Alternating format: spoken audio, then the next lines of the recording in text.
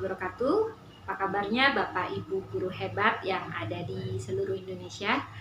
Perkenalkan, saya Desria Susanti, mengajar di SDN 2 Waigali, Kecamatan Tanjung Bintang, Kabupaten Lampung Selatan. Sebelumnya saya ingin mengucapkan terima kasih karena telah memberikan kesempatan kepada saya untuk mengikuti pelatihan Semangat Guru 2. Semoga guru-guru hebat yang ada di Indonesia semangat untuk mengikuti kegiatan pelatihan ini.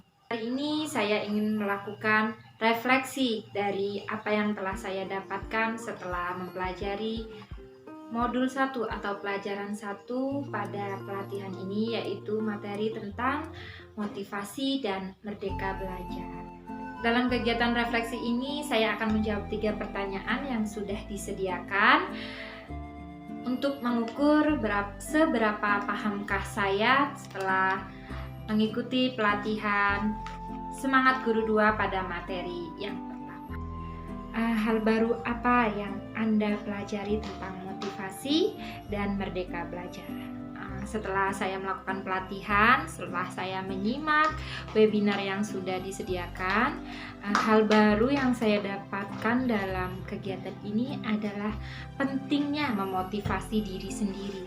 Jadi sebelum kita memotivasi murid, alangkah lebih baiknya untuk kita memotivasi diri kita sendiri. Selain itu, saya juga mengetahui teori Absalom Maslow dan teori untuk menetapkan tujuan. Jadi dalam memotivasi diri itu ada 2, yaitu konten dan juga proses. Dimana konten itu adalah untuk menentukan kebutuhan apa saja ya yang kita butuhkan untuk diri kita. Kemudian proses itu bagaimana cara kita menentukan tujuan kita, langkahnya, kemudian rencananya bagaimana, seperti itu.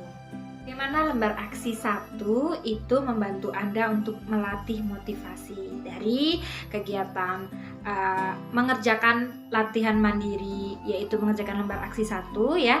Saya banyak belajar ya, bagaimana saya mengenali diri saya sendiri, kemudian bagaimana saya menetapkan kebutuhan yang sebenarnya saya butuhkan. Kemudian saya mengetahui tindak lanjut apa yang harus saya lakukan untuk memotivasi diri sendiri. Setelah itu saya bisa menentukan kebutuhan apa ya yang dibutuhkan oleh murid. Pertanyaan selanjutnya yaitu apa tips Anda untuk para pengajar ya, termasuk saya, bagaimana untuk mengelola motivasi dan menerapkan merdeka belajar ya. Yang pertama tentunya kita harus bersyukur ya, bersyukur kepada Allah Subhanahu wa taala, kepada Tuhan Yang Maha Esa yang telah memberikan kita kesehatan, akal ya, sehingga kita bisa berangkat ke sekolah ya untuk beribadah dan untuk memberikan ilmu, untuk mengajak anak-anak belajar bersama ya, membuat pembelajaran yang menyenangkan. Itu adalah tips yang harus kita syukuri dulu, karena jika kita tidak mendapatkan kesehatan, kita tidak bisa berangkat ke sekolah sebagai pengajar. Tips yang kedua yaitu kita membiasakan apa sih yang kita butuhkan. Kita tulis ya, kita tulis apa yang kita inginkan. Nah setelah kita tulis atau kita buat sebuah memo atau kita buat sebuah draft ya untuk menulis rencana apa yang kita akan lakukan selanjutnya atau rencana yang kita inginkan. Nah setelah rencana itu dapat berjalan, maka kita dapat mengukur apakah rencana yang kita inginkan itu dapat tercapai ya. Untuk tips yang selanjutnya yaitu membuat umpan balik ya, umpan balik dari kegiatan yang sudah kita rencanakan tadi, kegiatan yang sudah kita tuliskan tadi ya.